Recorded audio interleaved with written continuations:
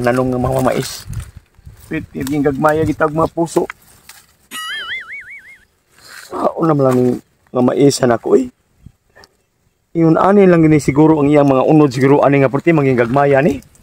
Sus, ita. Oh. Sao pa man nga klasiyas mais nga mo'y giabot ani akong kamaisan diri. Iyon ani lang gini siya kadaghan jud ang iyang unod ani oh. Sus, mao de hinungdan nga perti na kipagamahala sa precious bugas. Tungod sa ato ang pagpanamnumro nga krisis kayo ang iyang unod. Usa sa kini yung aning pakaw na gani. Imo pakaw, maglisod na kita papangilo ani. Kay magatain ni atong kamot. Paita gisa ako pagpananom. Ug doon na pa ni abono. Tara ba?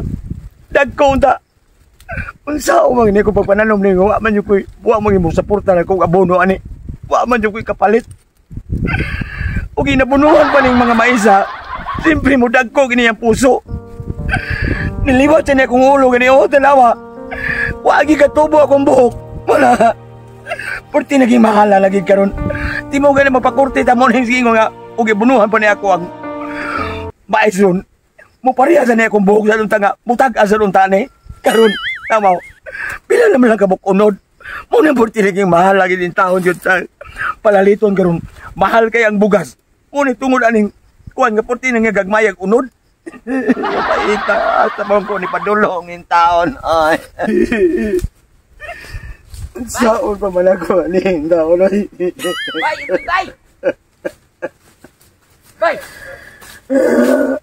Bay. Hilap ka. Ari ko sa akong kamaisan, bay. Nya. Sino problema nimo na imong kamaisan de? Ako unta ning sanggi unta. Pero unsa pa may akong makmanani nga putir man taong gagmayang puso. Tay, apa din ni uno de? Apa ko masanggi na nimo?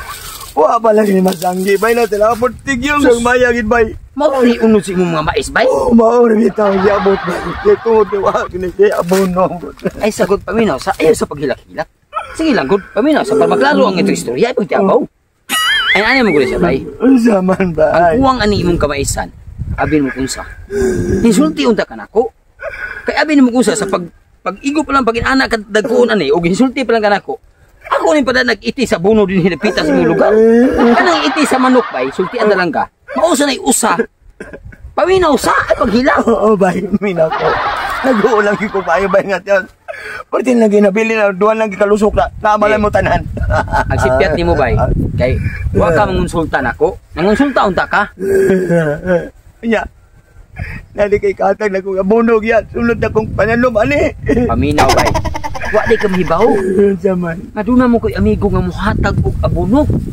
Doon ako'y amigo nga mga dagkong negosyante sa parte sa poultry farm nga may makahatag og abono sa imong kamaisan. Nganong wala man kamusulti nako? Unsa may imong gusto? Ugma dayon ako kapahatdan og abono nga di naman ni mabunuhan kay patay naman imong mais. Oo lagi bay. Mo lagi ba niya. Imbis ta ako tag samgi uni karong adlaw sa manani bay ya. Wa man ka mamoso. Moso lagi bay. Bay.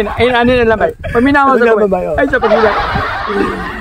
Karong mga sunod bulan bay. Iniguman ni mong sanggi ani. Kay murag mabuhi pa matingay ni imong mais kay imo ning imong binhi. Imo ala ning binhi siya bay. Unya. Ini humani mo anig panunggi tanan. Ipalubo ni tanan ang kining mga unura. Ako na. Kay itisok tani pagbalik unya ako'y mo supply nimo ite nga imong yabuno aning dapita. Tinuod ka bay. Tinuod na bay. Dagan salamat kay bay.